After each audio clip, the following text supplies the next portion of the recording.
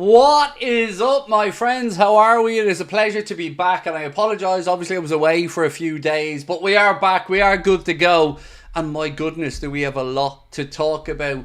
Thank you guys for your patience. I was just fixing a few things at the back end. I only got home in about 25 minutes ago, but nowhere I wanted to be than here with you guys. So let me just say, Kaylee, T-O-T-T-Y, or Kaylee Toddy, thank you for joining Anfield Agenda Ultras, my friend. Oh, so much to get through today. Let me start off. We have a super chat coming up straight away. We have a packed show. Mike said, guess who's back? Back again. Fat boy's back, fat boy. Well, you didn't say that, mate. I said that, but there we go. Thank you, Mike, for your first super chat of the night, mate. Appreciate your support. There is, look, we've a load to talk about tonight, ladies and gents. It's, my favourite message, my favourite post from anybody while I was away was, Craig, are you dead?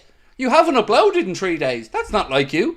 No, I was just in the UK and I am back. We got back, as I said, about 25 minutes ago. So, jumped straight on. Connor scheduled the stream and we are good to go. So, we have a lot to catch up on. The United game, we have to talk about that and how Eric Ten Hag is back, except he isn't. Of course, they're already up shit creek without a paddle, so we got to talk about that. We're going to talk about the latest transfer stories, incomings and outgoings. And yeah, loads. Appreciate you. And to everyone that came along to Cardiff and Liverpool, thank you so much for your amazing support. 2 great shows. Liverpool, you showed up. That's all I'm going to say, Liverpool. You showed up and it was amazing. Thank you so much. Right, let me get through. Evening, Craig. Want to say a big thank you for all your hard work getting us together. Mate, it's my pleasure. Absolute pleasure. This is never work to me. I keep saying it. This is a privilege for me to be able to do this week in, week out, day in, day out. And we wouldn't be here without your support. So no need to ever thank me. It's you guys showing up. If you guys weren't here, I'd be just an angry bald man talking to himself saying, where's the money, John? Where's the money? No, seriously, John. And all joking aside, where's the money? 10 days. This is that 10-day period we were told about, the big 10 days. So we're going to get stuck into it tonight and we're going to ask, is anything going to happen? Surely it has to. The excuses won't wash, so surely we've got to get through it.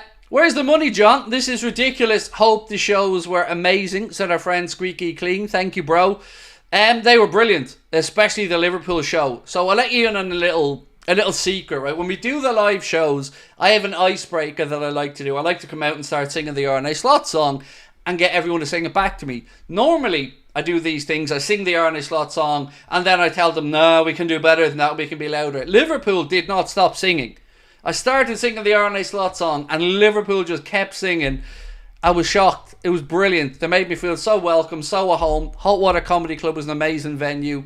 Yeah, look, it was amazing. It was just amazing. And thank you to everyone that came out to our last ever live shows, as I said. I'm just relieved they're in the rearview mirror now. But you know what? I was no nerves at all for Liverpool. Cardiff I had, but I think because I did a show a couple of days before, no nerves for Liverpool. So there we go. Right, but look, we're here not to talk about me. We're here to talk about transfers. So let's get stuck into it. Stevie boy, thank you for your super chat, bro. Said, it looks like a cheap transfer window coming. Well, one of the good things about the Liverpool show, apart from the crowd, the venue and lots of others, was I got to have a good chat with David Lynch. And obviously we were discussing Liverpool's transfer targets. And to be fair to David, he was very frank on stage, answered everything anybody asked of him with a smile on his face as well. So there were a couple of things that I think I can say confidently now. I'm very, very confident that Wataru Endo's days at Liverpool are numbered. That's not me, I'm not saying Endo isn't good enough. I like Endo, you like Endo, but the club are willing to listen to offers a little bit above. So I said to David, what do you think? And again, this is just opinion because, obviously David isn't Liverpool Football Club.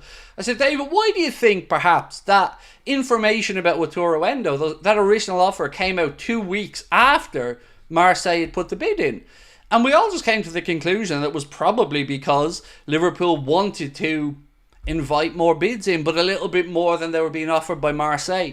So it looks as though Endo is surplus to requirements. And look, you could probably see that from the team selection for the Manchester United game as well the other night. Now, of course, that would be absolute insanity if we didn't bring in somebody else, right? You can't just go sell an Endo and not have somebody in. So we're going to have to get stuck into that as well. There's a couple of transfer links today. They're a little bit off the wall, particularly around centre-back. So I'm going to go through them over the next hour or so. Well, it will be a bit longer than an hour, let's be honest. Elias Jr., thank you for your super chat, my friend. Or super sticker, I should say, excuse me. David Massett, how are you, my friend? Thank you so much for your super chat. Said, it was lovely meeting you and Connor last night. I'm back in Italy. I couldn't believe it when you said to me, mate, you came in from Italy for the show. I was talking to you about how good the food was in Italy as well, David, and thank you so much. I'm glad you got back safe and sound. Thank you for coming out to join us for the show, and appreciate you as always, Sarah. Thank you. So look, what do we want to start off with? Because there's so much to go through. We can talk Fabio Carvalho. If you want, we can get stuck into that. Well, the thing that I thought we could kick off with, actually, if you bear with me one sec, is a couple of things around centre-back. So our friend David in the chat there has just said as well, Pacho closing in on a move to Paris Saint-Germain. So we talked about Pacho on stage last night in Liverpool, and everybody was a little bit upbeat, including the people who were on stage. And then very quickly it looks like PSG have moved and they're going to get that deal over the line if we don't act quickly, but it could well be too late at this point. In fact, it probably is. I'm sure we've seen the here we go from Fabrizio Romano earlier on when we were on the ferry. So what happens there? Well, Caught Offside have come out with a bit of a mad one, and I don't know if I believe it or not, but they say that Joachim Andersen is a potential target for Liverpool. Obviously, Crystal Palace defender, known to many of us Liverpool fans as the guy who wound up Darwin into getting that red card and getting sent off against Palace. But it is getting to squeaky bum time. It is, ladies and gentlemen. Let's be honest. There's only so much optimism a human being can have at this point. We need to get cracking. And all we seem to be hearing about is players we could be moving on. So the Fabio Carvalho stuff around Tyler Morton, stuff around Joe Gomez. Now, on Joe Gomez, it looks like Gomez wants to knuckle down and win a place under Arne Slot. And I love that. Every single person in Liverpool last night wanted to keep Joe Gomez. And I'm with them. Joe Gomez was such an integral part of our season last year that it would be madness to move him on when we're already short in other areas. So let me know where you guys want to go with this, because it's your stream, it's your show. I hope for Diamonde, said David. So I haven't heard much lately on Diamonde, although David Lynch did confirm to us in a previous interview on the channel that Liverpool had looked at Diamonde at one point as a possible option. I don't know if that will be revisited, I truly don't, but one thing that is really important to Liverpool when they're looking out for centre-backs at the minute is aerial prowess. That's something that just keeps coming up over and over again when I speak to journalists and people about Liverpool's transfer business. But your guess is as good as mine. The only person I'm going to talk to you tonight about with any degree of confidence is Anthony Gordon. The rest of it, your guess truly is as good as mine, my friends. It's frustration. It's not good enough. And you know what? Everybody at that show last night was equally as annoyed. So whoever tells us that we're all spoiled and whoever tells us that we don't understand it, we're not from Liverpool, Liverpool were with us. Liverpool were the very same. Everybody at that show was saying, what the hell is going on? Where are the signings? Everybody's happy with pre-season. Arne Slot's done incredibly well. We've played some really, really sexy football. Some of the fringe players like Fabio Carvalho have done themselves no harm. But we still haven't strengthened. We haven't given Trent a new deal. We haven't given Verge a new deal. Nothing has happened. And we are now on the 5th of August. Might as well say the 6th of August because the day's over pretty much for those who are looking after the transfer side of things. Hope you are well. Thank you, Eddie. I'm good, bro. I'm good. Really good. It's been a hectic couple of days, and I apologise we had no upload, but it was just busy. And again, Team Shark Meg, welcome in, and thank you for becoming a member. Our calibre of squad means signings are hard, I read. Do you know what, Team Shark Meg? That's understandable to an extent, but whatever they say, whatever anybody tries to say to justify a lack of signings, everybody knows those three positions. You can argue about fringe, and I'm not having a go at you here, bro. You can argue with fringe players all you want. We can say, yes, Slot needed to look at them, but like I said all summer, we know a centre-back, a central midfielder, and a forward are on the shopping list. Only for, I don't know, nobody's gone shopping yet. And it is getting really concerning. Because a hectic end to August is great if it all comes together. But will it come together? I've got to say, I don't have faith that we'll get 3 signings over the line at this point. I just don't. You've got to get Trent sorted out. Virgil sorted out.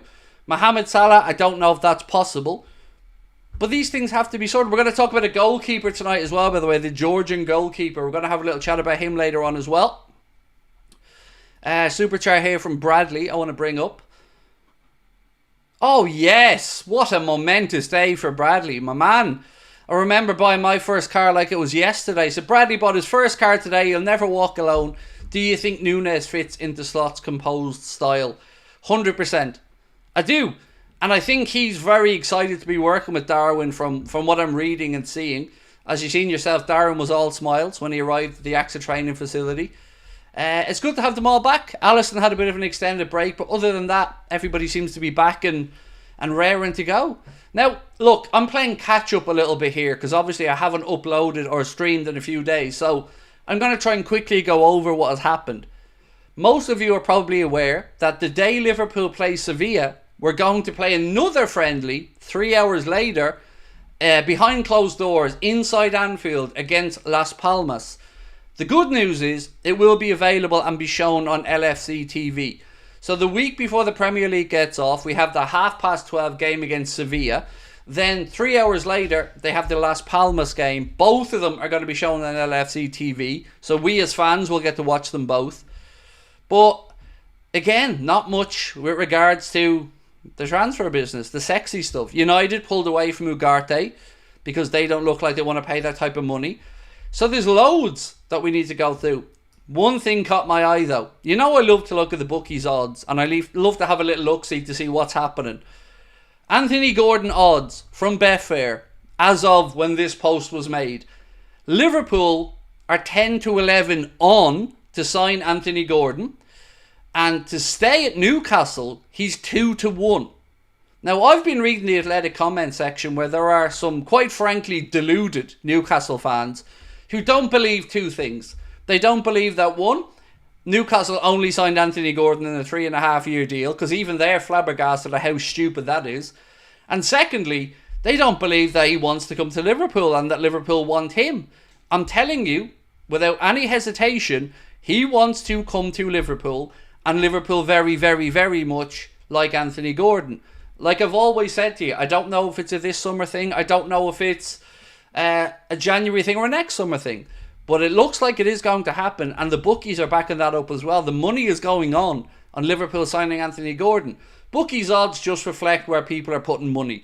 So it's 10-11 from to come to Liverpool and 2-1 from to stay at Newcastle. That's unusual. For you to stay at your club to be that low, to be 2-1 against, that tells you something. I don't think, like I've said, and credit where it's due, I've told you all summer, this is not going to go away. But it still hasn't happened yet. I want to get this super chat up from Tanya as well, thank you.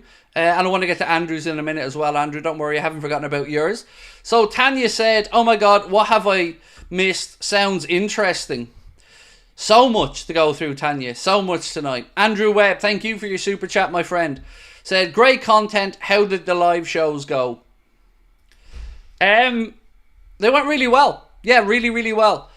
Cardiff was good. I had loads of nerves for Cardiff. I won't lie to you. I was a bag of nerves. But by the time we got to Liverpool, I think because I did a show just 2 days later, I just felt calm. It was the venue was brilliant. Hot Water Comedy Club, everybody was lovely. All the staff were amazing. Shout out to all of them. And from the second I got out of the car outside the venue, I was met with my community shaking my hand, saying welcome to Liverpool. Whether 85-year-old man came to see me. It was incredible. Liverpool showed up, gave me a massive hug, and I'll never forget it. It was brilliant. It was absolutely brilliant. It's something I'm going to cherish forever, honestly, forever. But we're here to talk transfers. I don't want to bore everybody with the show stuff because I know a lot of you are just here wondering what's going on with transfers, and I'm here. I'm here to talk about it, don't worry. Any chance for Kudus? It's another one of those rumours that isn't going away. The only thing that I think concerns me about Kudus is unless I'm wrong about this, I don't think his release clause is still triggerable this summer. I think it ended at the end of June. I'm working off memory, but we're interested. I can say that. We're interested, but I don't know if that interest translates into an offer.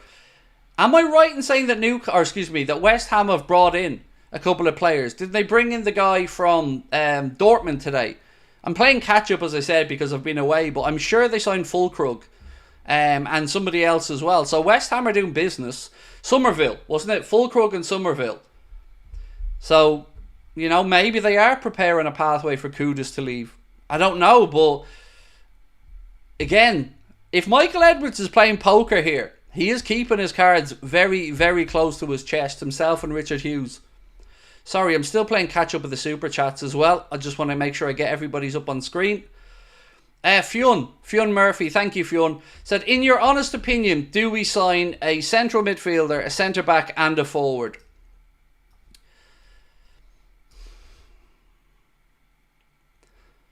No. No. I'm going to tell you why. Because I've said, I'm going to stick to what I've always said. They've left it late. And unless they have irons in the fire that are ready to go, it's a lot of work. And the problem with leaving things this late, Fiona, and you know, it's not rocket science, bro. The problem is clubs know you're getting desperate. Clubs know that they have to find a replacement in some cases.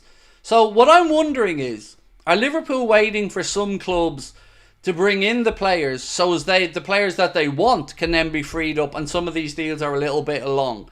That's the only positive I can take from this, to think about potentially why we are still calm and not doing anything. You know, there was something came out, I think from Miguel Delaney, and maybe I'm wrong on that, but from some journalist that said Liverpool have a hectic 10 days coming up. And remember, although we talk about the transfer window closing on the 30th of August at 11 p.m, the Premier League kicks off in a matter of weeks now. We're, what, less than 2 weeks away from the Premier League being underway? And we have not made one single signing. So, where's the money, John? Honestly, where is the money, John?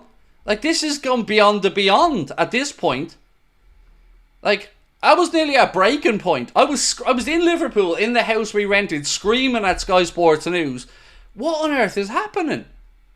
Like, you can only have so much faith. So to go back to our friend's question, Fionn, I do see us getting 2 in. I do. I think 2 is possible. 3 would be great, but it would require stuff to be a bit further along than we know about right now. In other words, we're leaving a lot to do. Because we've got players we're looking to move on here as well. Mahmood, let me get your super chat up, bro. Or your members chat, excuse me. Craig, hope you've enjoyed your shows. Regarding transfer business, should we start panicking? It's the 6th of August. Yes. You've every right to panic, mate. You've every right to feel frustrated. Because we are leaving a lot. Like, the boys are back now. Every excuse is gone. Arne Slot wants to assess his squad. Gone. Done. Done it, assessed. Pre-season tour. Done. They're home. Lads away, coming back late. Done. They're all back except Alisson. So there are no more excuses. Fringe players, even the ones who are doing really well, like Fabio Carvalho, still look like they're going to be sold if the right number comes in. So Southampton wanted Carvalho. That didn't work out at 15 million. There was another story today. Let me just grab my notes. On Fabio Carvalho. Who was it? Here we go. Leicester City are now in the race for Fabio Carvalho, according to Fabrizio Romano. Southampton had their bid rejected by Liverpool. They're going to come back in with an improved bid. So we look like we're on the verge of moving players on. But as always, we're sitting here asking, when are we going to get crack-a-lacking in the transfer market? Do you know what? I don't know if you agree with me on this, but I hope it's not a bad thing that we played well in pre-season. I'm going to try and explain what I mean by that. So we went over to America, we beat Real Betis 1-0, we beat Arsenal, and then we went and beat the Manx. And we did it in style. Now look, we conceded some opportunities against United and they probably could have scored a couple of goals on another day. But ultimately, we played well. We looked very good going forward. We had a very inexperienced central defence, which will be strengthened by Kanade and Virgil being back. So I'm hoping that they haven't overestimated the potential of some of the squad. That's my big fear in all of this, to be honest with you, is that they go, well, we look great. You know, we do need, because we want to win the league. We want to win the league, so we need to go out there and do some business. Right, Nathan Allen, where's your super chat, bro? I know you think we'll sign players, but my worry is, when do you think our first player will come through the door as a coup? We have time ticking. My guess, mate, is that we'll get... Look at it.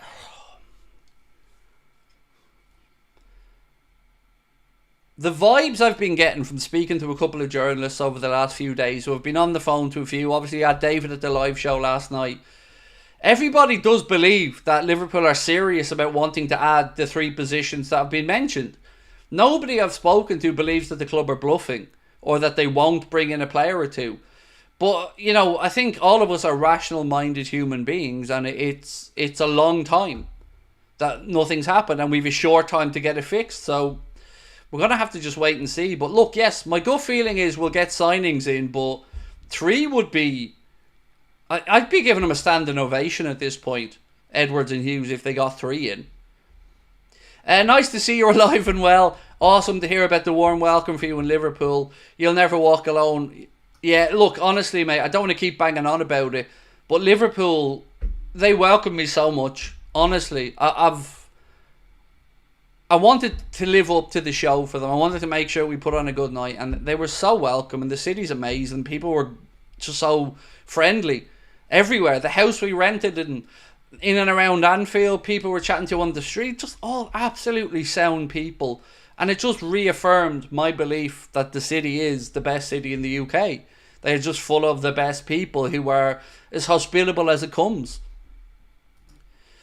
Yeah, there's an awful bang of Irishness off the great city of Liverpool. Right, let's get going. I agree. Thank you, Craig. And I hope for Zubamendi. Fionn, thank you. Honestly, I've not heard anything on Zubamendi. George asked me about Zubamendi earlier on as well. And I didn't have anything positive to say to George on Zubamendi. So I'm not saying it's not possible. I'm just saying I haven't personally heard any inkling on Zubamendi. Tanya, let me get your super chat up, Tanya. Miss Super Chat and says can't write in normal chat. I don't know why it says you can't write in normal chat, Tanya. You should absolutely be able to. Oh, I see your comment in there now, so I think that one's fixed. And thank you again, Tanya, for your support. I have a few super chats to get through, so bear with me. Personally, I can't see Liverpool signing anyone, said Andrew Webb. You know what, Andrew? This would be normally the point where I'd, say, relax, bro. But I get it, man. I get it. I can't sit here with a clear conscience and say to people, of course we're going to do it. Like, we are now... I'm trying to work out the weeks here. 7 to 8 weeks into a transfer window with 1926, 3.5 weeks to go, and we've done nothing. And we all know what the fear is for a lot of us, right? The fear is that we do the bare minimum, so we'll get 1 or 2 over the line, we'll get a contract extension or 2, and it will all be pitched to us as this big yay, But again, I'm going to say, we're not stupid. Liverpool fans know their onions, and we know what we need. Every man and his dog knows that we need a central defensive midfielder or a double pivot midfielder, and we need a centre-back. The forward, and I said this on stage with David Lynch, I've always been a bit baffled about this link for us to forwards. Like, we're okay for forwards. Doesn't look like we're going to lose Diaz. We're certainly not going to lose Gakpo. Mohamed is here for the season anyway. Darwin Núñez is back. Diogo Jota is back. I've always been a little bit confused as to the insistence that we're bringing in a forward. I can only assume it was to pave the way for the future. But if we're talking Anthony Gordon, and we are talking Anthony Gordon at some point, it can only be with a view to one of those left-sided players moving on, surely. unless somebody's going to change position entirely like we've spoken about and go across to the far side. But I don't know at this moment in time. Elks70, thank you for your super chat, my friend. I'm loving the ball movement. Passes have been brilliant. Oh, I'm with you. I have been so excited to see the way our forwards and our midfield are pinging passes around. And you know what struck me is, as a difference? They're not panicking. They seem to have... Something has clicked. Whatever Arne Slot's been able to get across to that front line, the patience and weight of pass and choice of pass has been phenomenal. I'm going to go all the way back to the Arsenal game. Fabio Carvalho's goal. Where there was a ball played up. I think it was Szoboszlai played it to Elliott. And Elliott dinks it over the top to Carvalho. I mean, we've scored some wonderful goals in this pre-season. Absolutely wonderful. Let me get this one up from BNDH 2011. Craig, do you think if Carvalho goes, he gets a fair show? And what's the ceiling if he leaves? You did say fair shout, didn't you? A fair shot, excuse me. Do you think if Carvalho goes, he gets a fair shot at Liverpool? I think if he goes, it's a sale. I don't think Fabio Carvalho goes on loan. I really don't. I think that's a sale if that happens. I will talk about a loan of Ben Doak actually in a few minutes, because a lot of clubs are registering interest in Ben Doak. I just have a couple more super chats to get through before I miss them. Canade is a worry. Maybe he was just off. Actually, one sec, let me get this up. Maybe he was just off for the last friendly. I've seen these old traits of giving away cheap free kicks and getting yellows. Is it just a coincidence thing? I'm also concerned about Canade. So, one of the things, and again, I haven't had time to really chat to you guys about this, but one of the things that's concerned me, we've always known that he has potentially to pick up an injury. But to me, I don't know if Arne Slot's style of football suits Ibrahima Canade. Jarell Kwanzaa looks more than comfortable there. But Canade to me looks shaky in possession. Curtis Jones in the number 6 position against United looked very sloppy and messy to me as well. But I don't think that's going to be something moving forward. At least I hope not. But again, that's another clear indication that Arne Slot just doesn't fancy Wataru Endo. You know, that's one thing that I'm very clear on now from speaking to people over the weekend is Liverpool will move Endo on. And Slot just doesn't fancy him. You know, Jurgen brought him in with George Schmadtke as a bit of a sticking plaster after the Caicedo and Lavia deals didn't happen. And I'm not here to disrespect Wataru Endo at all, because Endo did a good job last season and certainly helped us out. But I like that Arne Slot's being honest and being blunt with these guys and just letting them know who he doesn't think is up to the standards or who doesn't suit the style of play. Super chat from my friend George. How are we, George? Said, hi Craig, love the live shows. Hope you're doing okay. Hope Lucas and Sabrina are doing okay. Do you think we'll sign a midfielder this summer? And thank you. George, thank you, mate. It was lovely to meet you at the shows. Everyone is doing well, thank you. We're all home and safe. And thank you for the card as well, mate. Honestly, I know I said it to you on the night, but thank you so much. It was so adorable. It was lovely, mate. Thank you. I do think we bring in a midfielder, George, but I'm not going to sit here and lie to anybody. I have not got a clue who that midfielder will be. I haven't got a clue. Your guess truly is as good as mine, mate, on this one. Alright, I've caught up with everyone's super chats now, so I can get back into the chat. Look, the good news is you're not going to hear me pitching the live shows anymore. You're not going to see me trying to sell the tickets. We do have a load of mugs that we're going to give away, and we're going to give away some John Barnes signed shirts over the next week or two as well on the channel. I'm just waiting for them to arrive. We bought 4 signed John Barnes Liverpool jerseys that we're going to give away on the channel. I was hoping to give them away in the live shows, but they didn't arrive in time, so we're going to give them away to some of our viewers, so keep an eye out for that over the next couple of weeks as well. If you haven't, please do 2 things for me. There's 3,000 people in the chat. What the? 3,000 people. Drop a like and hit the subscribe button if you haven't done so. Let's see if we can get to 266,000 subscribers tonight. If you haven't, 3,000 people. We need at least 1,000 likes, you wonderful people. Come on. Tanya, let me get into your super chat. I've got to get to the news at some point. I've just been reading out super chats here, which I'm not complaining about, by the way, but I know people are here to listen to the transfer news and I want to get to it. I believe in Darwin. Really looking forward to Arne Slot, said Tanya. Look, I said it from day one, Tanya. I've been won over by Arne Slot, and even more so now since we've had pre-season and we've seen what he's capable of. Mark just reminded me Alisson came back in this morning. Thank you. I wouldn't have seen that, mate, because I was on the ferry. But thank you.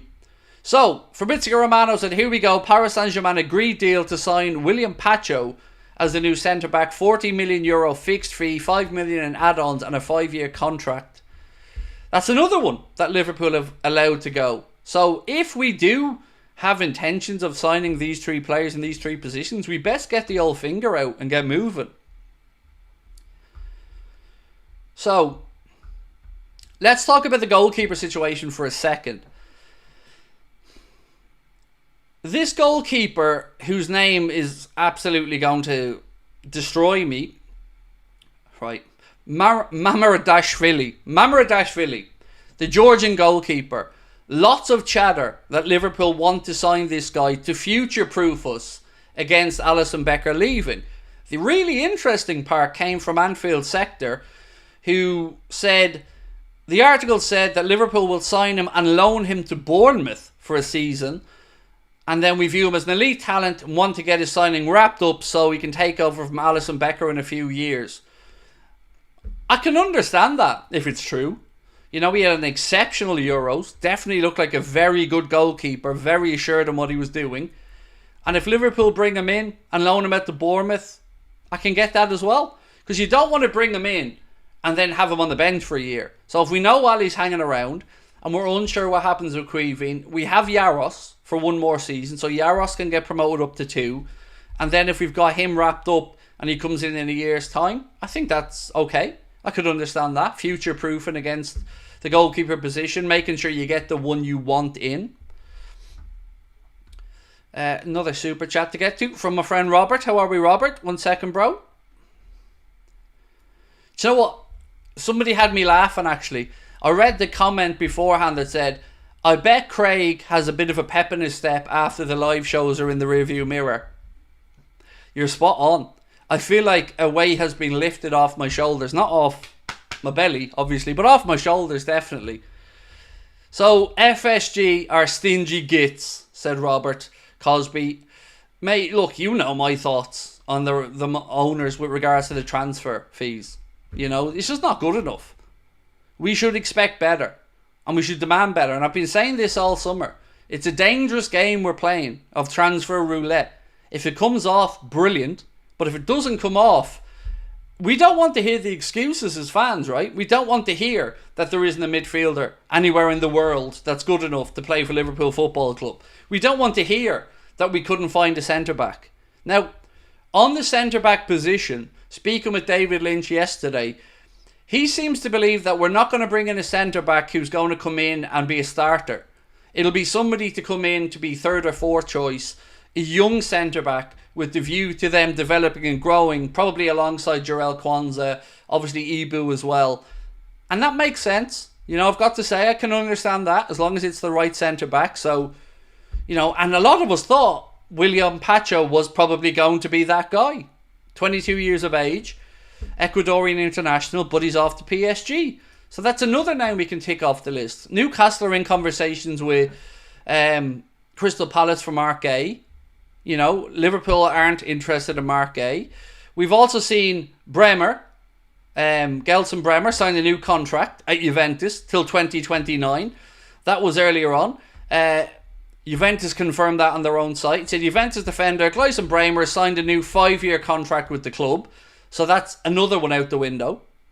We're running out of options that we're thinking of anyway as fans. So unless Michael Edwards has something big up his sleeve, it's getting concerning. Manchester City have just looked like they're about to sell Julian Alvarez to Atletico Madrid for 5 times what they paid for him 2 years ago. They paid about 14 million quid and it looks like they're about to sell him for 70.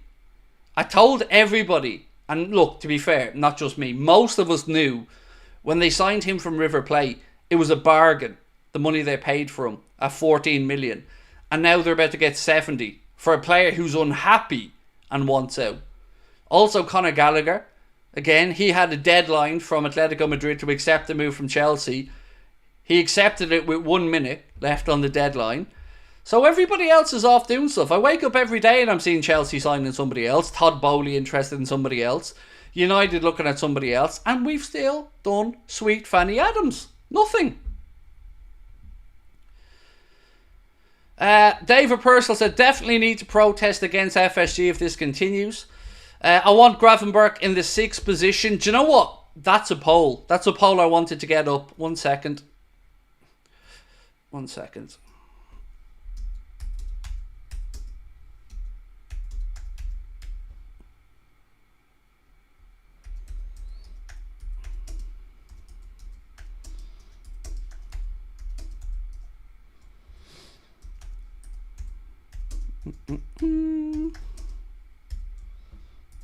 Right, so I've worded this, can Gravenberch play in the double pivot? Because I don't know if we're going to have necessarily a number 6. A lot of the talk has been around the potential double pivot. So let me know in the poll if you think Ryan Gravenberch can play in the double pivot. Couple more super chats to get to. 1 second.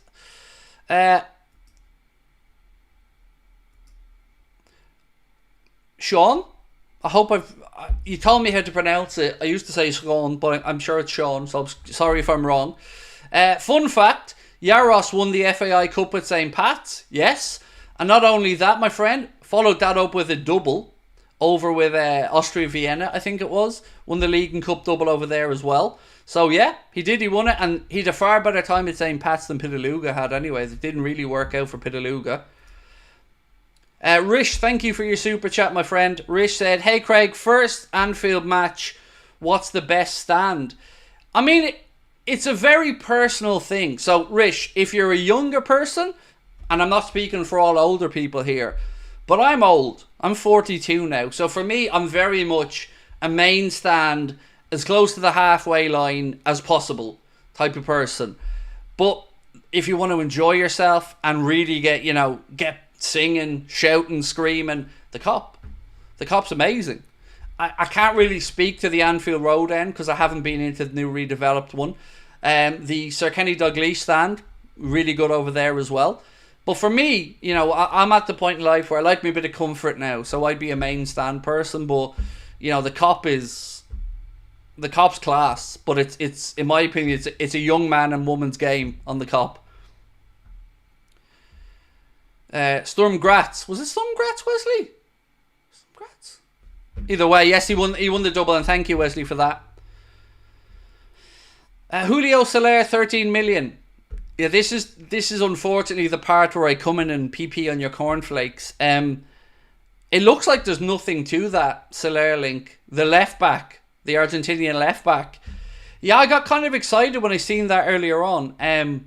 But the perceived wisdom at the minute seems to be that there's nothing to that. I mean, there was something coming out of Argentina that said, according to TYC Sports, left back Julio Soler has caught the attention of Liverpool, but it's kind of since been rubbished by a few people. Keep an eye on it. But again, it's not a position that we instantly need to strengthen, and it would be another one that we'd be talking about. We'd have to move on Costas first. So, take what you want from that. This came in from the Mirror that said Liverpool boss Arne Slot has already contacted Darwin Núñez to tell the Uruguayan striker that he wants him to be the front man for the Reds. And obviously you've seen Darwin report back for training as well. He looked all smiles. LFC Transfer Room said, asked if he was adding a holding midfielder to the squad. Arne Slot added, I think Ryan Gravenberch did really well in that position against United, and we have other options as well. And I don't disagree. I'm a fan of Gravenberch. But we still were told midfielder, centre-back and forward. And so far, nothing. Also, from Arne Slot, speaking about our recruitment, he said, a club like Liverpool always keeps its eye open to see what's available. Players that can strengthen the squad, and that is what Richard mostly, but me as well, are looking to do. But it's not particular to one position. We constantly evaluate the squad where we can do something, and what do we have? Well, to be fair to Arne, to Richard, you've evaluated enough at this point. Time to get going. Evaluation time over. Good grace period for transfers. Not with the manager, but good grace period for transfers over. Get going. One more super chat to get through. Sorry, Next Gen Jack. I nearly missed that one, bro. Let me get it up on screen here for you. So, very scared at the minute. Need to sign a good player. What about Slotterbeck from Dortmund? All I can say to you, mate, is I've not heard a thing about him. But, again, I'm trying to be as honest as I can here. I wouldn't have expected to have heard. Because there hasn't really been any chatter that's been backed up with concrete agreement from journalists I've spoken to or other fans or fan channels I've spoken to. The only name that I've banged on about all summer that, you know, I'm being proven correct about is that Liverpool really, really, really do like Anthony Gordon, and he really, really likes the idea of Liverpool. But that doesn't help us with a centre-back or a midfielder. Players can do a job, but we need an elite number 6, said Steve Aldersey. Steve, my man, you're preaching to the choir, bro. We do. Even if it isn't so much as a defensive midfielder, Steve, even if we need an elite double pivot to come in there and play, you're right. You know, we've seen through last season where we were weak. We scored goals, but we were very easy to play through the centre against.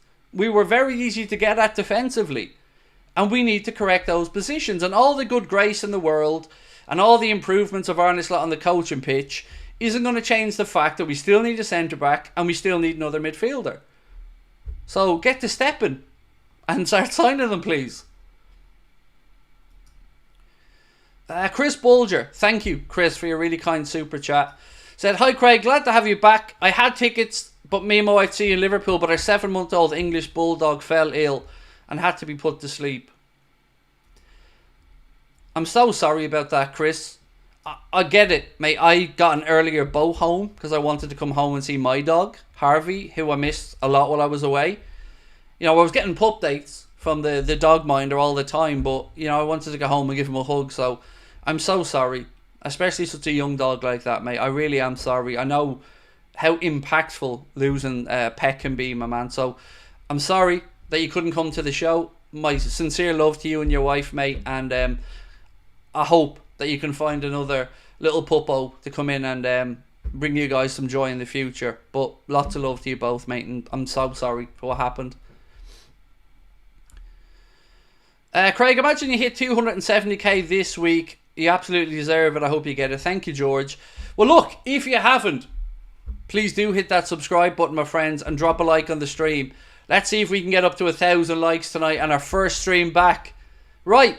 So this came in from the Daily Express to say Brentford have joined the race to sign 18-year-old Liverpool winger Ben Doak alongside Leicester and Southampton, who are also interested. Liverpool have told Ben Doak that he can leave on loan and will also listen to permanent offers. That worries me. I mean, I can't be the only one who's shocked to read that. Ben Doak out on loan? I get that. No problem. Get that 100%. But why would you look at selling him? Honestly, like, am I missing something here? Why would you look at selling a youngster who could save us a fortune? A loan seems like a perfect situation. Let him go on loan in the Prem, see how he gets on in the season, see how his fitness levels are, see if he can keep injury free, and we could have somebody there ready to come in and battle for Mo's old position. I don't get that. That really, really, I'm not going to say frustrated me, it pissed me off when I read it, quite frankly. So I hope that that's nonsense. I hope that the Express have got that completely mixed up, because for the life of me, I can't understand why on earth you would listen to offers for Doak. He's an exciting young player and still has plenty of development left. It feels like all these young talents, now again, correct me if I'm wrong, but it feels like all these young talents that were being assessed and that were getting glowing references coming back are all of a sudden now available to be sold. Ben Doak, everyone looking forward to seeing him. Potential sale. Carvalho scores against Arsenal, scores against United, again, potentially sold. Vandenberg, we always knew if the number was met, he'd be sold. Morton, again, if the number comes in, it looks like he could be sold. Joe Gomez, if he wanted out, the club are willing to even take a little bit less money to facilitate a move for Joe because of his good service to the club, and I respect that. But Joe, by all accounts, sounds like he wants to stay and fight for a position under Arne Slot. This stuff is just madness. Welcome back to Santino. We'll never know who they're interested in with this regime. I think 2 signings not named Anthony Gordon. Look, honestly, I want a centre-back and a defensive midfielder or a number 6. I'm not fussed about a forward. You know, that's not what we need. Let's check in on the poll. Can Ryan Gravenberch play in a double pivot? And 75% of you guys so far have said yes, Ryan Gravenberch can play in a double pivot. So I think we've got a definitive answer there from the Anfield Agenda audience anyway. Ryan Gravenberch, and I agree with you, I would absolutely be in that 75%.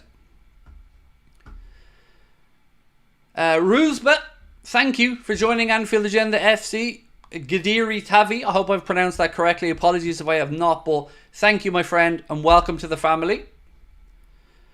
Goalkeeper's being mentioned, said Ian. I touched on him a little bit earlier on, bro, but happy to go back over it for you. 1 second. I was hoping I got away with it, mate, trying to make the pronunciation right, but, thanks for pulling me back up on it, Ian. Now I've got to try and pronounce his name all over again. So, Mamaradashvili. Oh, look at me, Ian. Just nailing that. Mamaradashvili. I'm getting cocky with it now. Yeah, he looks like somebody who Liverpool are interested in by all accounts. Some people saying he's going to go on loan to Bournemouth for a year while Liverpool kind of future-proof. And again, I can respect that. He had a great Euros. I don't know too much about him other than that. He's a Valencia goalkeeper. I haven't really watched much of Valencia. But I trust the club's judgment on goalkeepers because it's been pretty solid over the years, if we're being honest here. Alisson, Kelleher, Yaros, even young Pitaluka, who has a way to go. We have a great track record of choosing goalkeeper, so I'm fine with that as well. But it still doesn't solve the problem that we have at central defence or in midfield, does it? Don't forget Bobby Clark. Yes, sorry, you're so many, Jamie. You're right, mate. Bobby Clark is another one that apparently Liverpool will listen to offers for. Now, I think we had a £6 million offer for Bobby Clark turned down from one of the Red Bull clubs. Some reports I'd seen said it was Pep Linders and Salzburg. Others said it was Leipzig. But either way, there was a £6 million offer turned down there. But, not unlike some of those other players, if the number goes higher, Liverpool are apparently willing to entertain it. This, my mind's been blown in the wrong way in this transfer window so far. Sam, thank you, bro, for your super sticker. Really appreciate that, Sam. Thank you for your support, mate. Thank you so much. Kvaratskhelia will be brill for us, said Jay Baker. We do need a forward as well when Salah goes and fecks off to the African Cup of Nations and comes back stinking up the place.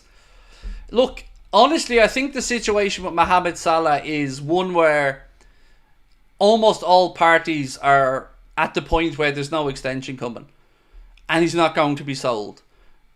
If he would take less money, maybe Edwards would entertain it. But as of right now, the feeling is that he plays for us this season and then he goes, signs on somewhere and gets a lot of money. Kvaratskhelia, Antonio Conte's dug his heels in to basically demand that he's not sold. Very quickly when he became Napoli manager. So we'd seen initially Kvaratskhelia father and his agent speak about how they want to move for the player this summer. But then Antonio Conte came in and he said that De Lorenzo, the president of Napoli, told him that he can sell Osimhen, he's going by the looks of it, but that Kvaratskhelia is going nowhere. So I don't know after that, mate. The detective, thank you, said, how many signings and what positions do you think we sign before the window closes? Do you think we get top 4 with no signings?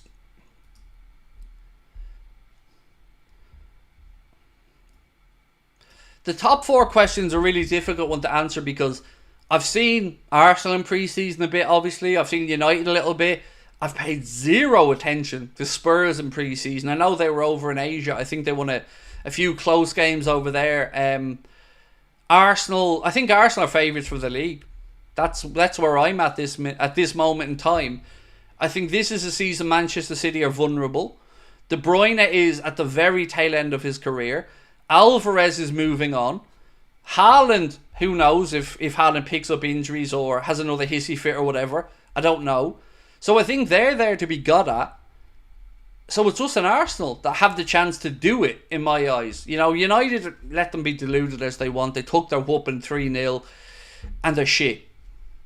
They just are. I'm sorry, they are. And they're going into the season already maybe having to play Jadon Sancho as their auxiliary number 9 because Xerxes isn't ready yet and Hoyland's injured. So they're already in a mess. And we've barely even... And that's after they've already signed a centre-back who's out for 3 months because of a broken metatarsal. So we'll all take a little moment to laugh at United's misfortune. But to get back to your question, yes, we get top 4, but I don't want top 4. Top 4 should only appeal to John W. Henry and Tom Werner, not to us. We want to win. Arne Slot didn't come in to make up the numbers. He didn't come in to be top 4. He came in, one, to improve on that 82 points we've got this season, but most importantly, to win, to make sure that Liverpool's level doesn't drop. So we should be always looking to build forward, not go backwards. We should look at Manchester United as a case study of what happens when a club takes its eye off the ball over the years. And we did it as well. We know football is cyclical. And we were at the top, we took our foot off, and we fell down. United built up. They became a powerhouse of a club. Chelsea had all that Roman Abramovich money.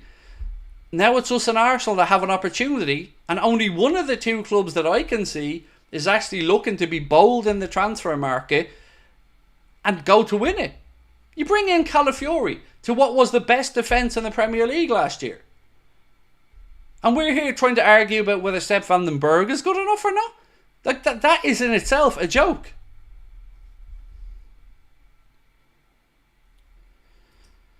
Harry, thank you, said Diaz came 6 months before Mane left. Same for Gakpo and Bobby. Can we submit similar for Gordon and Salah so Gordon can learn off the great man?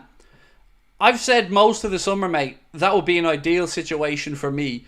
Whoever they see as the Salah replacement, bring him in and give him the year with Mo. Because Mo's getting older, so probably if we want to keep Mo in his peak, you're going to have to rest him a little bit more this season, which isn't what he's used to. I think Jurgen Klopp was a little bit too, I'm going to say, respectful of Mohamed Salah. There were times where I'd have dragged him off the pitch or put him on the bench, and it only came to the very, very latter point of the season where we seen Jurgen start to do that. And I don't think Arne Slot is going to play favourites at the minute. I think he's going to be a little bit more hardline when it comes to people he doesn't think are pulling their weight. So I agree, bring somebody in, because if nothing else, Salah needs competition. Virgil needs competition. Jack Dempsey, thank you for your super chat, Jack. Said, what's up, my G? Would you be happy to let Jones go, or say in part of a swap deal if it meant getting an elite 6 such as Ederson, Zubamendi, Wharton? Also, Chicken Boy has news at 10:30. I roll. So, look, I don't know how everybody else feels, mate, but I'd sell Curtis Jones tomorrow. Because I don't see it. I've seen it in patches. I've seen little bits of Curtis Jones at an elite level. I'm happy he's excited at the style of football under Arne Slot, but I was very frustrated at some of the messy passing that from Curtis Jones around the edge of a penalty area against United. And I know it's only pre-season, but I'm not a Curtis Jones convert. I think if I'm trying to look through pecking orders of who's at the club, he's not getting close to my starting 11 anytime soon. If I'm being really honest, he has to have a longer period of consistency. And look, I understand the injury situation, and he has something to manage there. But that's kind of not really helpful to us either. Fritz Frank, thank you for your super chat again, mate. You're so kind, thank you. It baffles me how people don't understand how stupid it is for us to operate by letting players go on a free when your owners are cheap. We need that money to reinvest, extend, or sell. Pick one. Do you know what, mate? It's so funny you mentioned that, because I said that to David Lynch on stage last night. Again, I felt like David was getting a little bit of grief from me unnecessarily, but he was such a good sport, I have to say. Such a lovely guy. But you're right. You can't have it every which way. You can't be a club that needs to be self-sufficient and then keep letting players walk out the door season after season. You know, we talked about this stat a lot, that 8 of the last 12 players that left Liverpool Football Club, senior players, have walked out for free. You know, the only ones, we tried to go through this, I think we figured out it was Minamino, Henderson, Fabinho and Mane were the only ones that we've brought in transfer fees for from the last 12 senior players that have left. That's not a club that wants to bring in every penny, you know, because Firmino left on a free. I mean, respectfully, Firmino was a great servant to the club and he's my favourite player of the Klopp era. But you want to be cashing in on these guys. If we are that club that has to be self-sufficient and needs every penny, then why are we letting players walk out the door for free?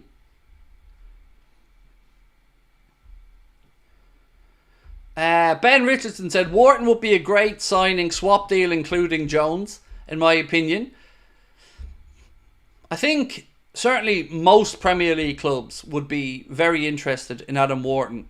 I've spoken to you guys along the summer about Manchester City's interest. The last I heard, unless maybe something changed, they were kind of looking one more year before they go in for him. But he's certainly somebody that they're keeping an eye on. I guess all of us want to see what happens at Manchester City over the course of this season with regards to charges and of course with Pep Guardiola's future.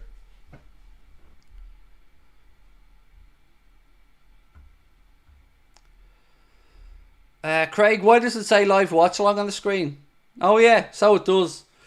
Yeah, sorry, we didn't change it back. I'm on my own tonight. Connor does this in the background and Connor's still travelling home from Liverpool. I got in 20 minutes before I did the stream, 25 minutes before I did the stream. So forgive me for not changing the live watch along part. But again, it's a bit pedantic, mate. Like I don't know what to say. You know, I couldn't do everything. I came in, tried to make sure I'm online as quick as I can. He talks too much, tell me I'm wrong. I don't know if that's about me or not, but it is about me. Feel free to show yourself out, mate, you know. Would you rather, if it is about me, am I supposed to sit here in silence?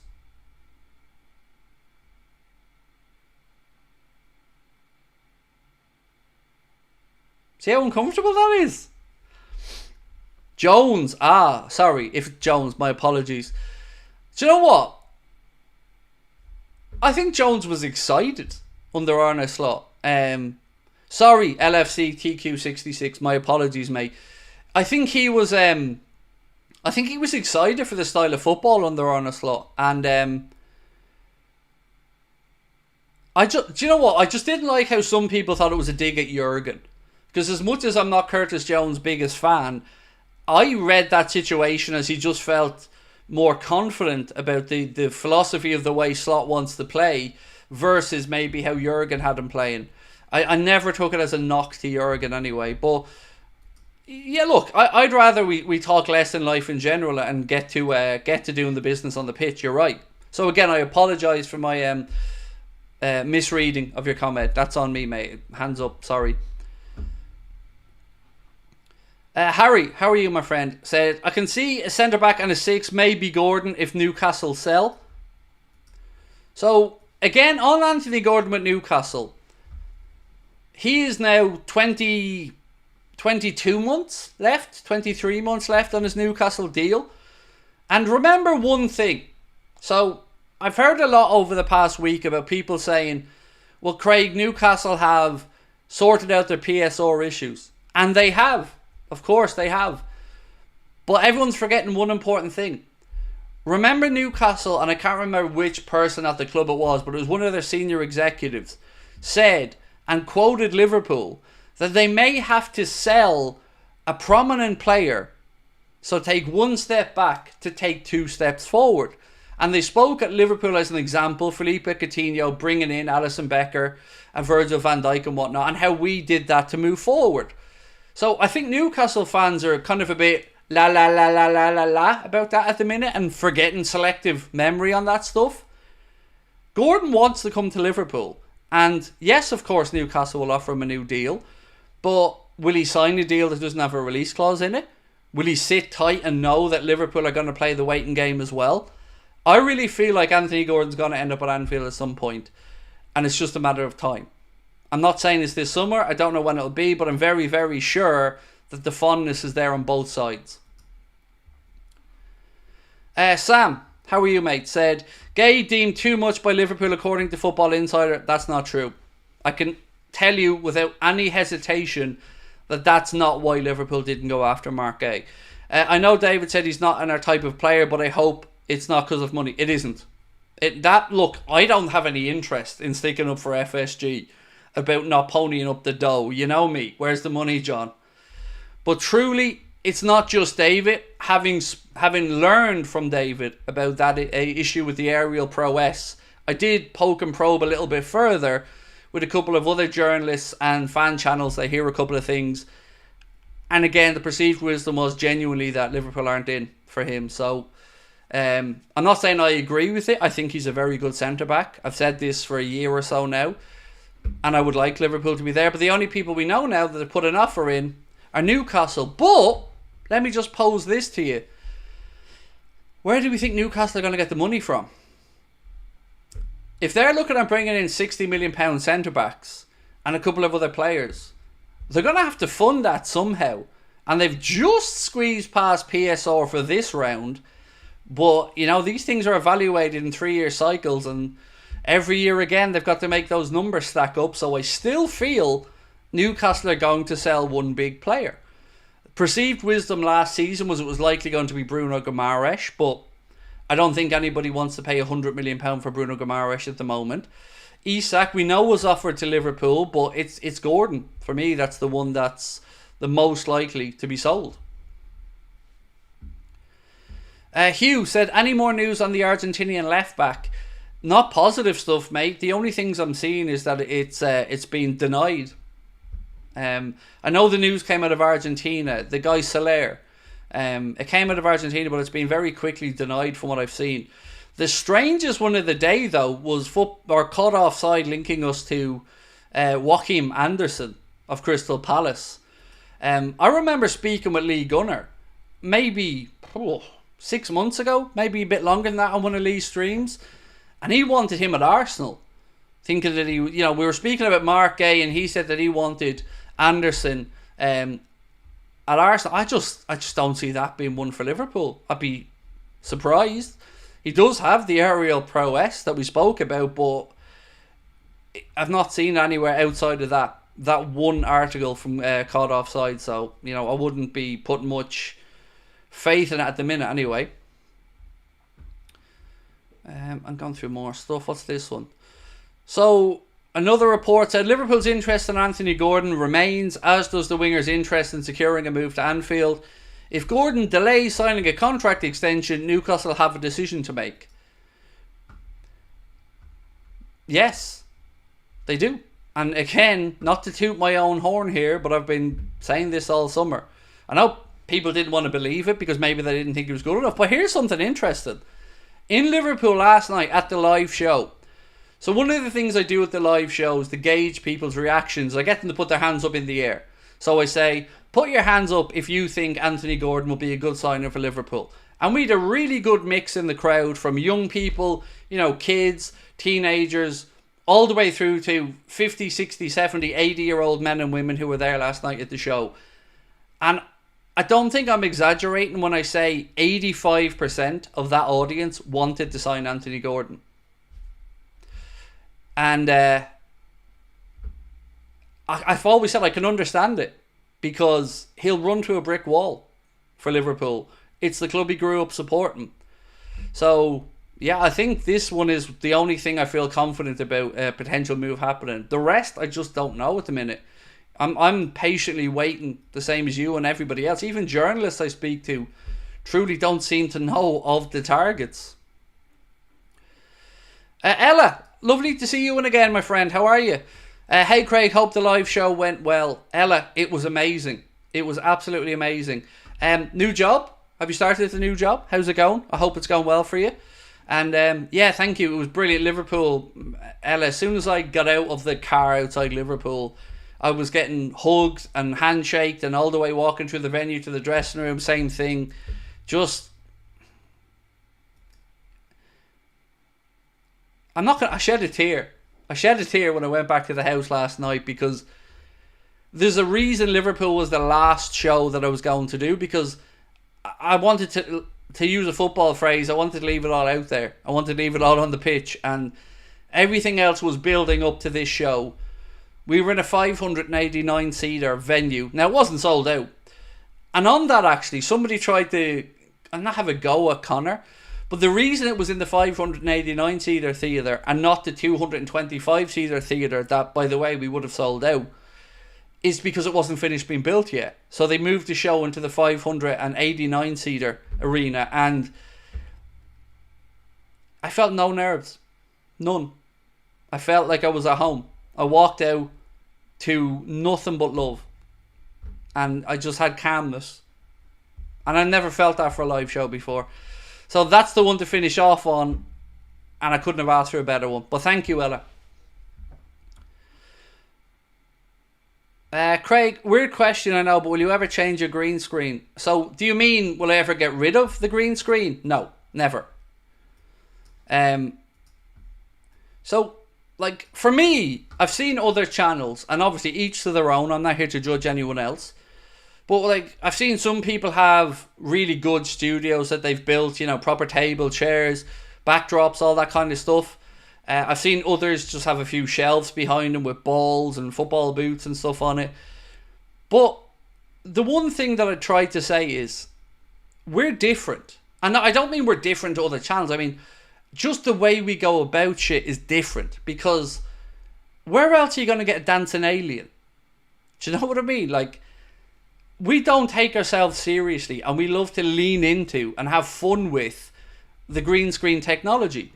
So we will build a studio. You know, I'm saving at the minute. The company are saving to try and build a studio in my back garden, which would probably cost us between 50 and 60 grand. But we're still going to use green screen technology inside that new studio. It'll be far more extensive in size. I'll have areas where I can stand up. I'll have areas with a sofa. But nah, man, I love green screen. It's just so much fun.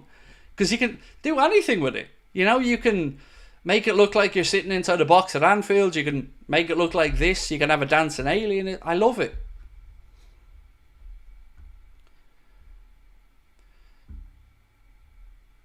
Oh my God. Oh, Ella, I didn't know about your mum. Oh, my friend, I'm so sorry. Your mum got sick and she passed away. I wish I could give you a hug, Ella. Honestly. I didn't know about that. I'm so sorry. I'm so sorry, Ella.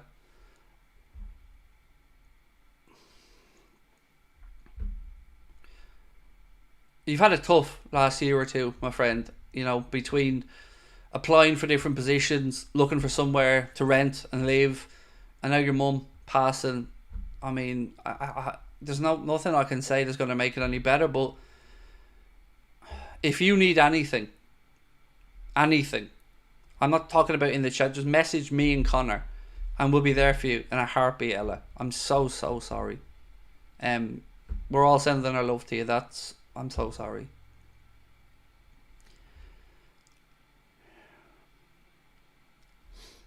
I've had the pleasure of meeting Ella on a few occasions at a couple of her shows in Dublin Airport where she worked. Always being greeted with a hug, a smile, a warm embrace and a great conversation. I'm proud to call Ella a friend, and I'm genuinely gutted to hear about your mum. Yeah, if you need anything, Ella, please reach out. You know, if we can help in any way.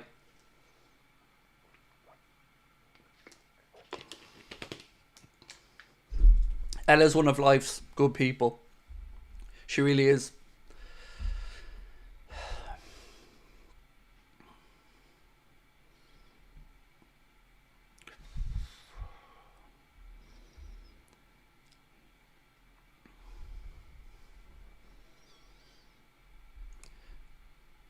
I know you, Ella, and I know that you're going to keep pushing forward.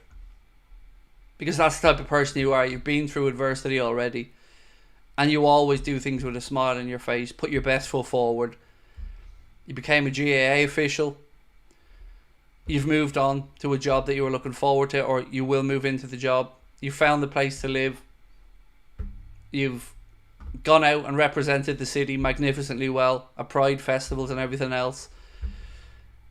And I just hope there are good days ahead. I know there are good days ahead for you because I know you're a good person and I truly believe in karma, Ella. So, yeah. Yeah, if you need anything, as I said, and I know words are shallow at this point, mate, but if you need anything.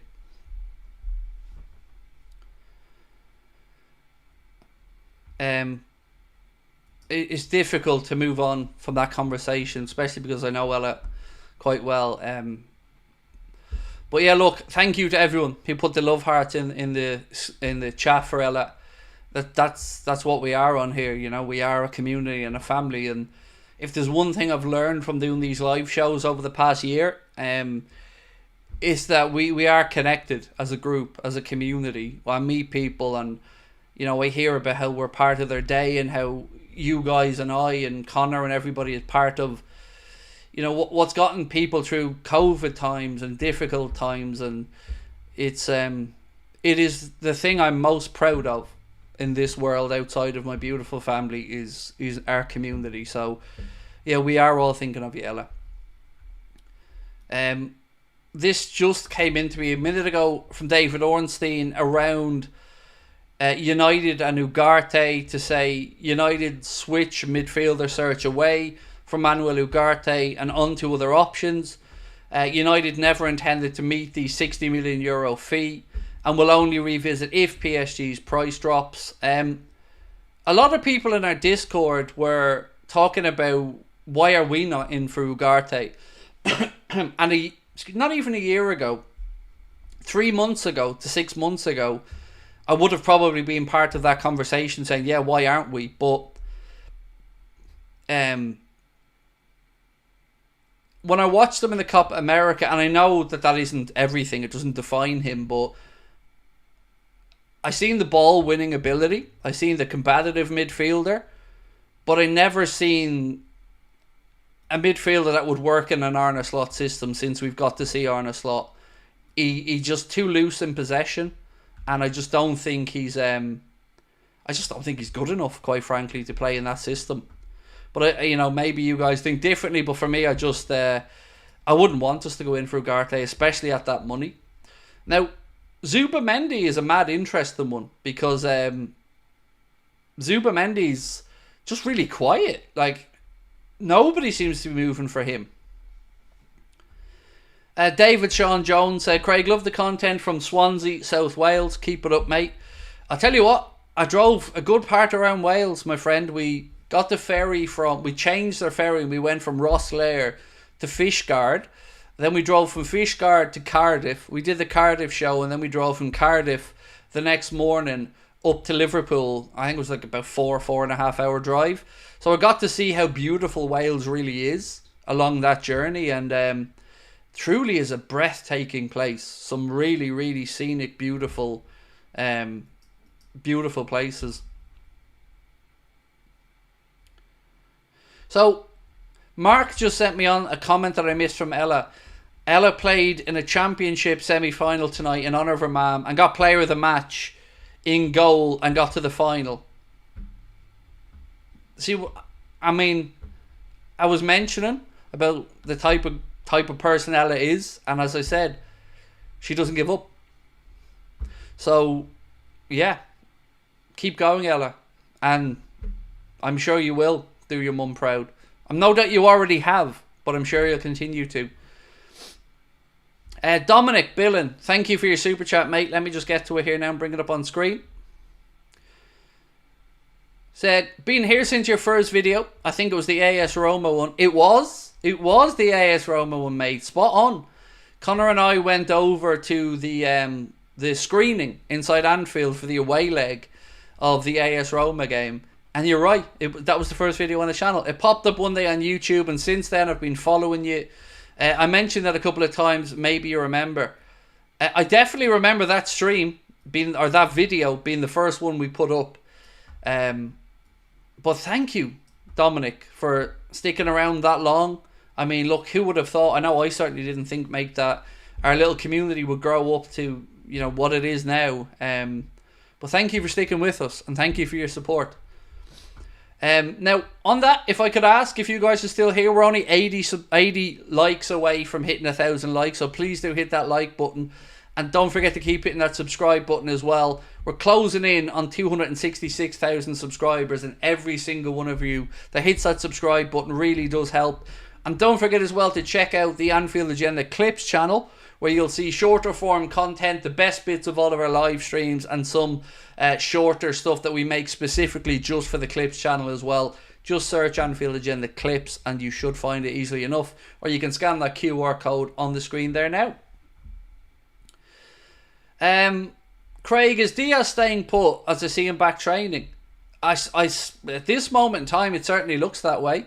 You know, Barca don't have the money. PSG have signed a lot of other players.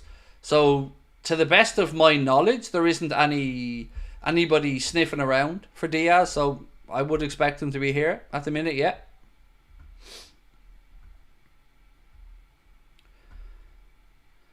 Great to see you back on YouTube. Hope live shows went well. You know, I never know how to answer the live show thing, because it's not really for me to answer. You know, I'll let the people who came for the shows decide whether they had a good time or not. But as I said earlier on, to finish in Liverpool for my last show, and for people to show up like they did, and to be as warm and welcoming and friendly and as interactive and fun as they were, I know I had a great time at both shows, Cardiff and Liverpool. It was lovely getting to meet everybody, getting to meet Theo TT2KZ1 who came to both shows, getting to meet George and George's family, getting to meet so many people. Adam in the chat as well. Obviously, our moderator Mark was there. It was lovely to meet Mark in person. So many people, and obviously Izzy, who helped me set up the Discord group. Lovely to meet Izzy. I mean, everyone that came along. Honestly, Dave Sharples was there as well. Lovely to meet Dave. It's just so many people. I'll never go through all the names, but just to be able to put a face to the name of the people I chat to each and every day in the screen with the comments is amazing. It was something I'll never ever forget. And I drove home from Liverpool show to the house we were staying in, but I felt like I was driving on a cloud. I felt very loved and very humbled in that night, man. It was lovely. Sam said, Craig, you're Liverpool's best YouTuber. Thank you. I wish the club would acknowledge our existence, but appreciate that, mate. Thank you. As I say all the time, Sam, it's not about me. I just talk. I just read the news. It's about you guys. You guys are what makes our channel different, because you and I and all of us don't put up with crap. We don't put up with idiots. We don't put up with toxicity. We made our stand early, and we've got a great community because of it. So, yeah. You know, you guys are what makes this channel the success it is. I'm going through the notes just to see if there's anything I missed as well. So for those who are coming in a little bit late, Gleison Bramer signed a new contract today at Juventus, meaning he's going to stay there till 2029. We spoke about the goalkeeper from Valencia. Liverpool and Valencia working on a deal to secure the signing of goalkeeper Georgi Mamardashvili, 23 years of age, for a fee of about £25 million. Liverpool are working on a deal that would send him out on loan for at least 1 year. And the thought process behind this seems to be to future-proof Alisson Becker. If Alisson decides to depart in 1 year or 2 years or whatever, that Liverpool already have that, in their eyes, elite goalkeeper ready to come in. Bournemouth was mentioned as a club that that are interested in taking him on loan for the season. But do you know what still bugs me? Of all the transfers this summer, maybe I'm biased because he's Irish, but how on earth has nobody slapped £25 million down on the table for Caoimhín Kelleher? Because in my eyes, that would be a bargain. For the quality of goalkeeper, the confidence of goalkeeper, the experience of goalkeeper, I don't understand it. I truly don't understand how he hasn't been snapped up at 25 million.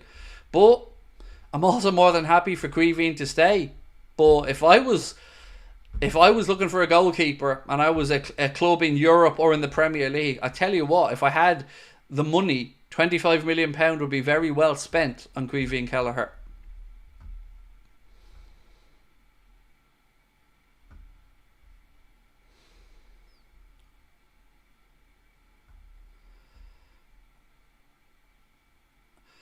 I'm hyped for the goalie. Hope we sign him, especially because he's a similar name to me, said George. Yeah, I mean, I wish his name was just as simple as George. It'd be a lot easier. George is not too bad. It's the second part, George, that I'm going to struggle with, but I feel like we'll get there in the end with the pronunciations. Craig, is it true that Manu Kone was offered to us? Yes, actually, I forgot to speak about that. Where's that gone? It's in my notes here somewhere. Where is that Manu Kone story? Maybe it's on my phone. 1 second. I do have the Manu Kone thing here. 1 second. Yeah. So HITC said Liverpool offered midfielder. Liverpool are among the clubs who've been offered Borussia Mönchengladbach midfielder Manu Kone. Graham Bailey has claimed the 23-year-old has been put in the shop window for Spurs, Manchester United, Fulham and Liverpool. He claims 4 clubs have watched the Frenchman in the last 12 months. Again, it's a name that we were familiar with. It's a name that was linked to us last year. I think if my memory's right, he picked up an injury either just before the French under-21 team played in the Euros, but it's gone very quiet since then anyway. Giant Gift said, I don't want Kone, I'd rather Andre between the two. Well, you know who I'd want. You know, I want Ederson from Atalanta. I think he's ideal. That's the one I'd buy tomorrow. But yeah, the Kelleher one's weird. I said it last night at the show as well. Look, selfishly, I want Caoimhín to stay, but I don't understand why people aren't, slapping money down on the table to buy him, because absolutely great keeper. What's this one? So, Newcastle sources is saying Paul Mitchell, who arrived back in the UK yesterday, is set to resume talks with Anthony Gordon tomorrow in an attempt to agree a new contract with him. Yeah, see, I don't buy that either. I think they'll do what they have to do publicly, but I still feel, ultimately, if Anthony Gordon signs a new deal at Newcastle, I still won't believe he's not going to come to Liverpool, because if I'm him and his agent, the only way I'm signing that new deal is with a release clause that guarantees if Liverpool come in at a certain number that he can make the move. Honestly, I can't see him and his agent signing a deal that doesn't say that, because I know that fondness is there from both sides, from Liverpool and from Anthony Gordon.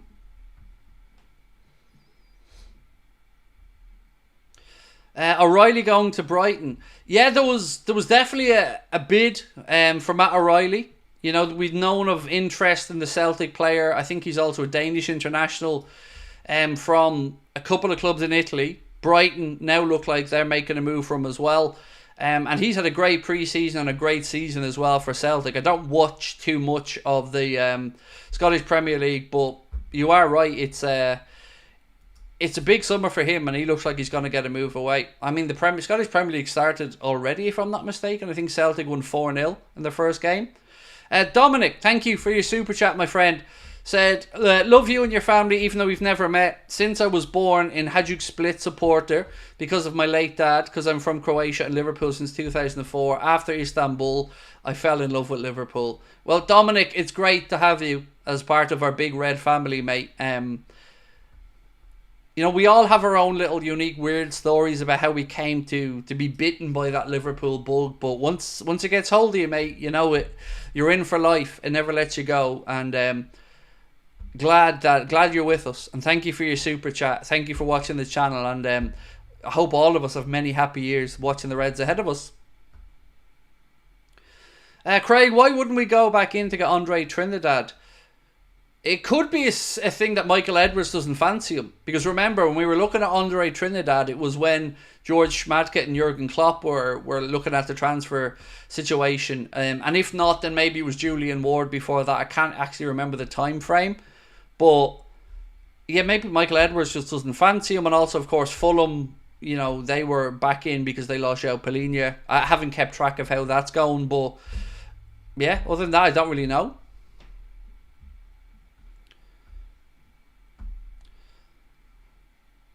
Irfan, always lovely to see you in as well, my friend. Thanks for coming back in. Craig, do you think we can sign Nico Williams? No, he's going to stay at Athletic Club Bilbao for another season.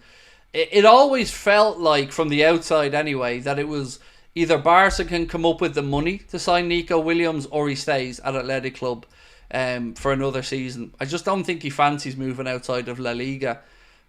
And look, I can see why he wants to maybe hang around for Barca, because obviously they have Yamal and they wanted Nico Williams and they're trying to structure that deal for Olmo, and maybe it'll take a year before they come back in. But yeah, it's I don't think we're going to see him in the Premier League, unfortunately.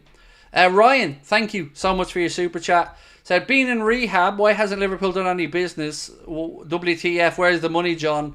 We're close to being at the top. Well, I hope your rehabilitation went well, mate. I hope you're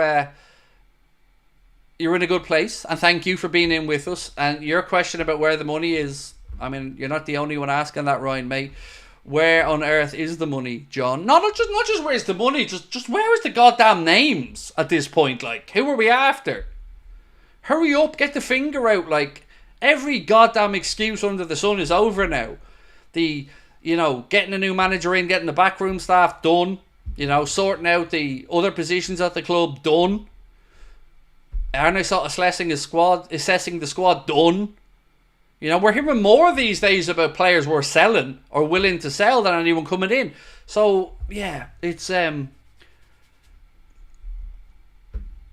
there's only so many times you can grit your teeth and smile at the nonsense that keeps being perpetuated towards us Liverpool fans by these owners or in the transfer. I don't know how anybody still believes that these clowns want to win. I don't. Look, these are the type of things that mean I'm never getting near the club or an interviewer. I don't care, because they don't care. And if they really truly wanted to win, and not just be in the Champions League, which is great, but no good being in it if you're not going to go and win it or want to win it. We should be looking to start every league campaign with that hope that we win the league, that belief that we'll win the league. And yes, Arne Slot could improve some players, and we weren't a million miles away last year. But there's one important factor. Our rivals haven't stood still. Our rivals haven't all regressed. City are a bit strange this summer, but Arsenal are putting their foot forward, and they're going to try and bring in another attacker as well. They're going to have Yuri and Timber back and fit. They've brought in Calafiori. Spurs have brought in Archie Gray and a few others. Manchester United have signed players, albeit they've had some bad luck with injuries to Euro and whatnot, but at least they're showing some ambition. At least they're showing a willingness to want to win. Whereas we're just sitting around scratching our nuts at the minute.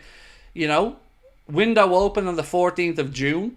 June went by. We thought maybe a PSR signing from a club that was, stuck for money. That didn't happen. Then we had July, and we heard the whole nonsense about it could be quiet in July and then a crescendo in August. Well, we're in August now. We're nearly 6 days into August and still nothing. Just what are they waiting for? Honestly, at this point, genuine question, what are they waiting for? There's no more excuses that are going to wash with people.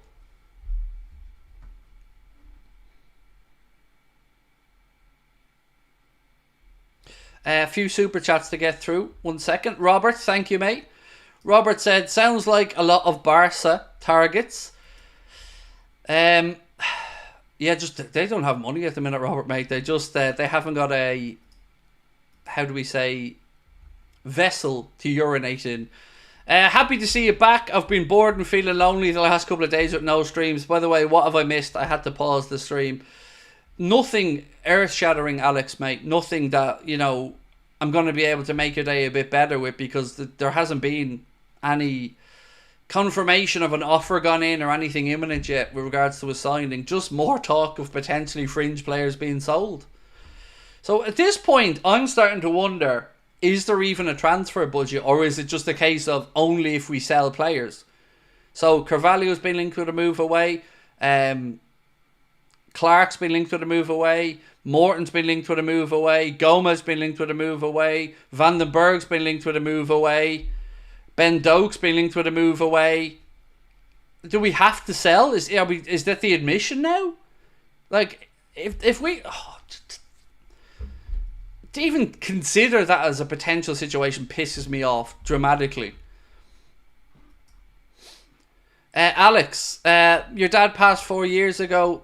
11 months spent in hospital. He was a heart patient and had diabetes type 2. 2020, your dad passed away. Your grandfather and your mum's dad was my best mate from childhood. Still hurts.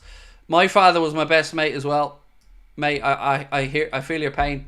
Honestly, my dad passed away. It was a long time ago. It was like half my life ago, 21 years ago. And I still miss him every day, and I can still hear his voice, and I still try to do him proud.